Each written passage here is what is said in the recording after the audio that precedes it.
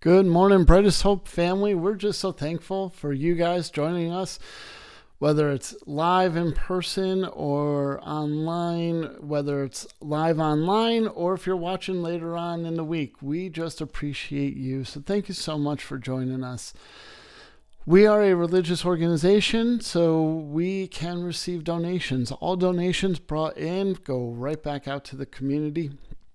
We want to do a lot of really great things in the community, but we can't do that without your help. So if you can donate some money, that would be awesome. It would help us reach the community. And that's really the heart of this entire ministry, is to reach people with the gospel. So if you can give, we appreciate it. Today, we're going to do one more sermon. I kind of hinted at it last week, but we're going to do one more sermon into the grit, the whole grit series. And today I want to talk about the battles that we don't see. It's a great title. So we're going to dive right in. Have you ever felt like you're always on?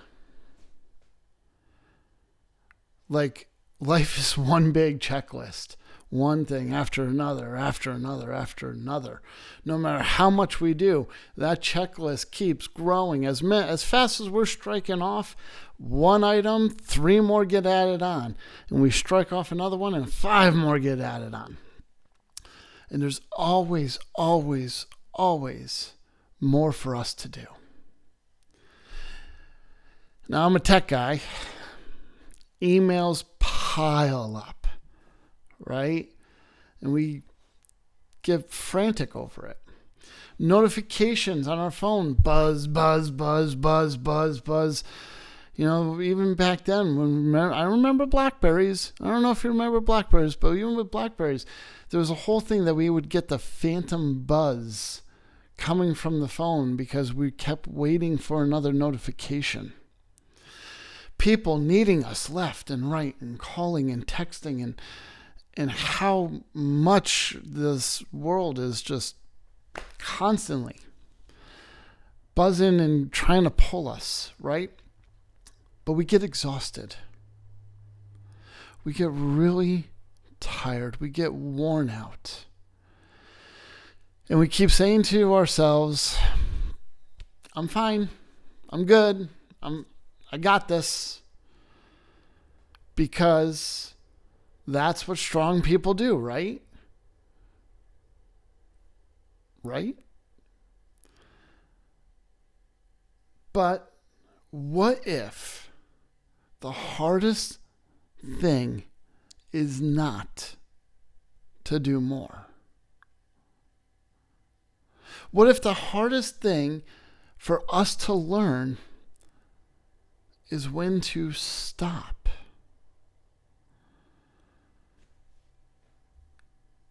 See, we live in a world that glorifies the grind. It magnifies, it just, everything is about, man, I'm busy. I got this going on. I got that going on. I've got to be here. I've got to be there. Our schedules have to be filled up. We've got 14 different things we have to do today. And that list goes on and on and on. And we glorify being busy. The world does. But God values balance. And we think rest is a weakness. Man, I'm running on 2 hours of sleep, 15 pots of coffee. No. That's not good in any way, shape, and form. Though there are seasons that may occur or happen, that's not meant to be the norm. And weakness is not in rest. See, God eyes rest, and rest is warfare because God tells us we need to rest, but the world puts on a warfare so that we won't rest. And rest is its own warfare within itself, because the world keeps pulling us, trying to pull us away from resting and resting in God. God designed for us a rhythm of life. We are to work 6 days and rest. We need to serve and have stillness. We need to be moving and also listening. But balance doesn't just happen. We have to make a conscious effort to build balance into our life. And it's one of the hardest battles that you will have to fight. Now, we're going to dive into it. Balance takes boundaries. You and I, and this is like me preaching to me here. I need to hear this as much as anybody. We have to realize we cannot do everything. And God has never asked us to do everything. We live in a culture of yes. Yes, I can do that. Yes, I can do this. Yes, yes, yes, yes. I can take that on. Sure. Oh, yeah. I can make that meeting. Oh, sure, I'll help. We can fix it 1, 2, 3. But when we say yes to everything, we end up saying no to peace. We end up saying no to rest, the same peace and rest that God calls us to. Boundaries aren't walls to keep people out, but they are fences to protect what matters most on the inside. See, in Mark 1, verses 35 through 38, very early in the morning, while it was still dark, Jesus got up.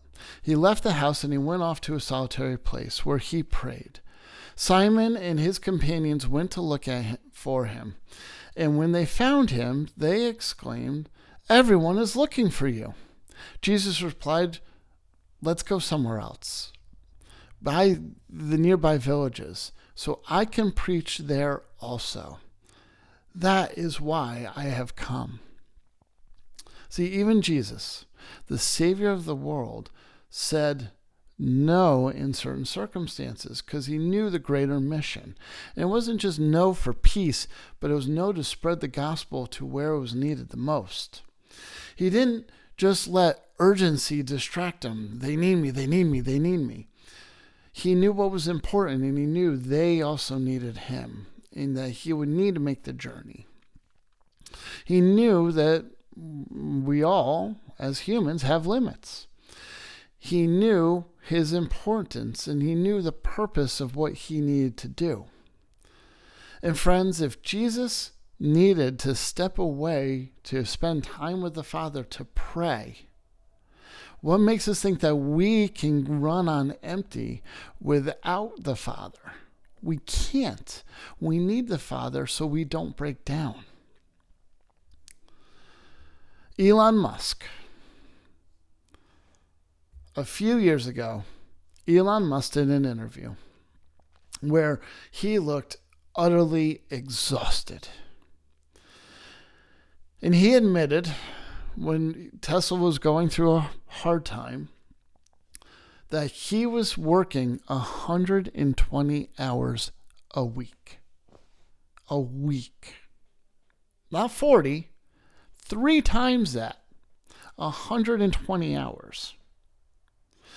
He was sleeping on the factory floor. He was skipping meals. And he was living on caffeine and chaos. He said, "There were times I didn't leave the factory for 3 or 4 days. And my friends were worried about me."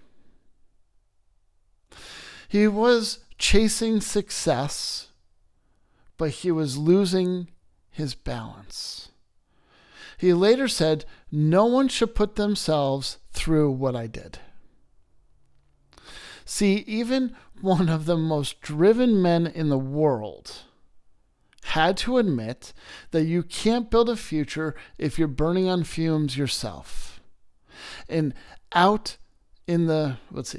you can't build the future if you're burning yourself out within the present.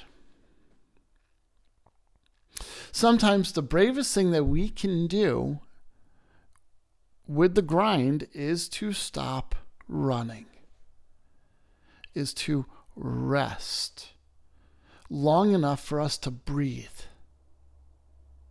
How often have we taken that moment to go,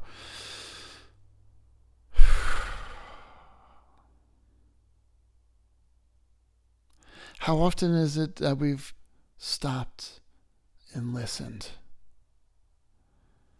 How often have we stopped to recharge our batteries or just recharge everything? See, God never asked us to go everywhere, to do everything, to please everyone. He asked for us to be faithful, not frantic. He called you to be a steward of your life, not to spend it recklessly. So this week, we're going to draw a line. We're going to guard our peace, and we're going to schedule in margin. We're going to place balance. It all begins with boundaries. So we need to remind ourselves that you can't pour out from an empty cup. You can't keep giving if you are empty. You can't keep serving if you've got nothing to serve with. See, boundaries don't limit you. They free you up. But once you've drawn these boundaries, you've got to believe that God will take care of what you can't. Because that's the next level of balance. That balance takes belief. Resting is not quitting. It's not throwing in the towel. It's regaining back up that energy. But it's entrusting that God's got it. We think if we stop moving, everything is going to fall apart. If I don't do it, who will? And if I take a day off, I'm going to be so far behind in the work and the projects that it's going to take me a long time to just even get myself out of that pit. That's not faith. That is fear. See, rest says, God, I trust you. I trust that you can handle everything. That you can handle what I can't. It says, if it's believing that when I unplug, he is still working, which is true. He's always working.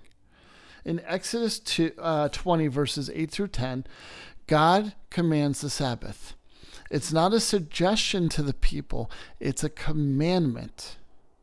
And it's a commandment to us because he knew that our hearts would be addicted to busyness, to success, to money, to all these other things.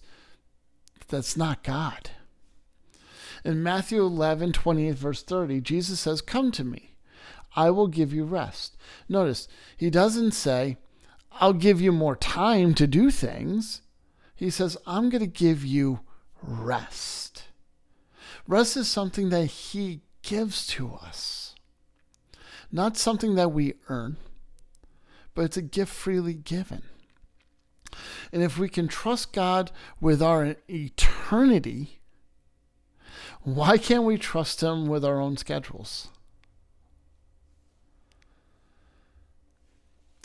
Now, in 1940s, Turret Cathy opened his very first restaurant. Everyone said, "You're going to fail If you close a single day, you've got to be open 7 days a week. You can't close one day. Nope. The restaurant business, you're not going to make it if you close a single day. But he refused. He said, no, we're not going to open on Sunday. Sunday is the Lord's day. We will not be open on Sunday. He said, we honor God first. Busyness is second. God is first. Decades later, Chick-fil-A has become one of the most profitable chains in America, while still staying closed 1 day a week. When asked, Kathy said, we are not in the chicken business. We are in the people business, and people need rest. That is faith in action. You want balance? You've got to believe that God can handle things when we need to stop. That we can take a Sabbath because he commands it to us. That we can guard our quiet time. That we can protect our peace. Because when we rest in him, he refreshes us for what is next, what is coming. So we got to say it each and every day, especially on our Sabbath, that I trust in you, Lord. That we need God to refill us. And so we know that boundaries protect us, that belief will sustain us, but balance isn't just about resting. It's about how we live when we get back up. After the rest period's over, when we get back up now. Because rest without refocus just becomes laziness. If all we want to do is rest, that becomes laziness. But we need to rest and refocus. And that brings us to our next point, that balance takes priority. You can't serve others without losing yourself. Many of us are servants. We love people. We give as much as possible. We help as much as possible. We care deeply. But here's the thing. We can give so much of ourself that we begin to lose ourselves. We start putting ourselves last. And that's not what God's telling us. He's telling us to serve, but not at the point that we lose ourselves, that we become last place, even in our own lives. Not to say that we need to be first, but we need to also recognize what we need to. And so God didn't ask us to neglect ourselves for others. He said, love your neighbor as yourself. It doesn't say love your neighbor more than yourself. It says love your neighbor as yourself. It doesn't mean not instead of yourself. So Luke 10, verses 38 through 42. When Mary and Martha was doing a good thing. She was serving, she was organizing, she was cooking, she was trying to serve as best as possible. But she got distracted by what she was doing and missed the being. Jesus didn't rebuke her service, but he redirected her focus in that whole story. And so serving without sitting at his feet leads to burnout. While Martha was serving, Mary was sitting. And Mary realized that she needed to sit at his feet for not to be burnt out.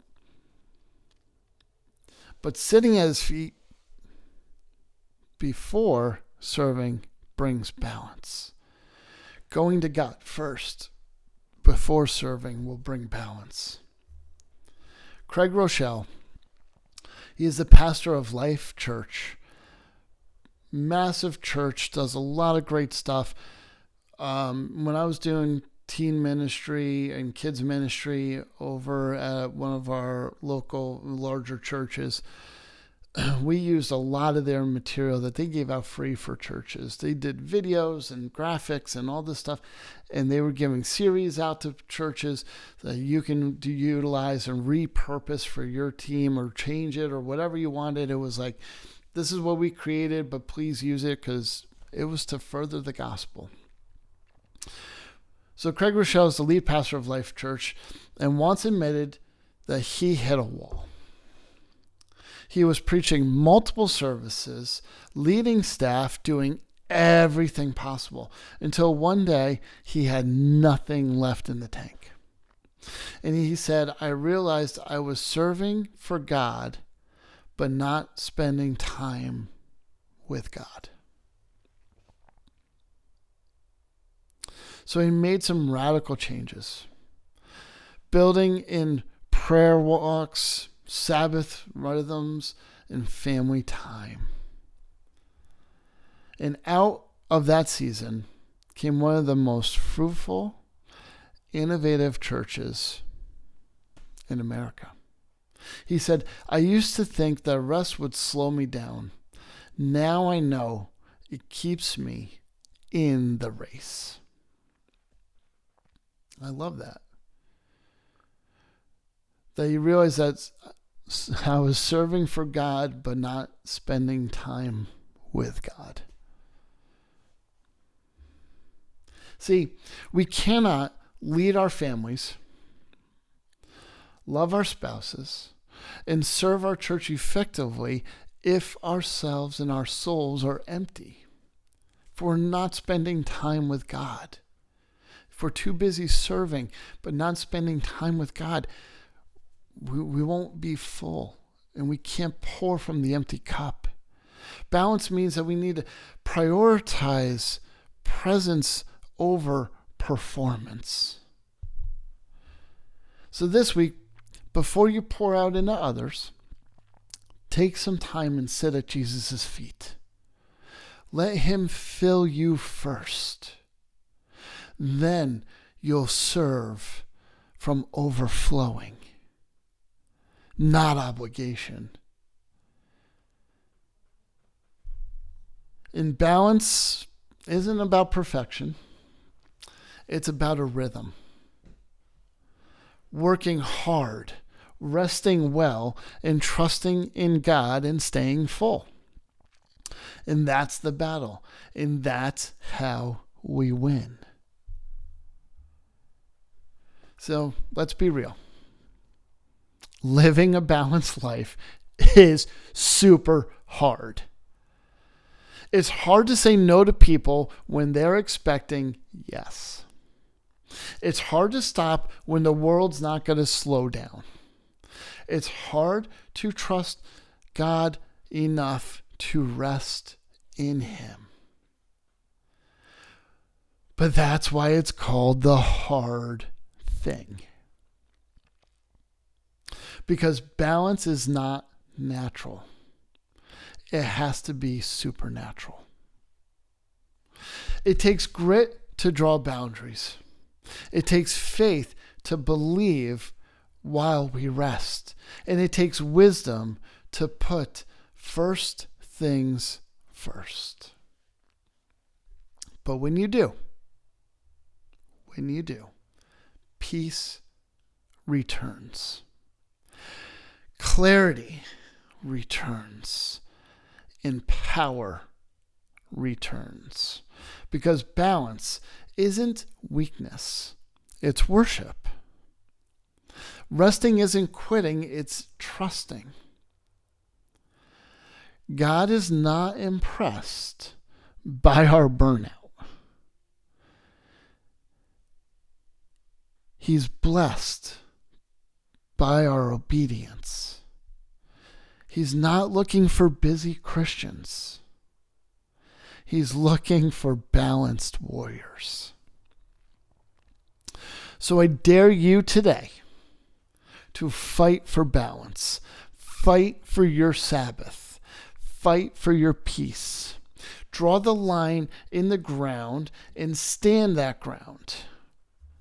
And when the world says you're lazy, you say, no, I'm obedient. When the enemy says you're going to fall behind, no, I'm walking with God's timing. Because the greatest act of faith isn't just running harder. It's resting deeper. And so today, I want to charge you with not to do more, but to do what matters most. We have to breathe again.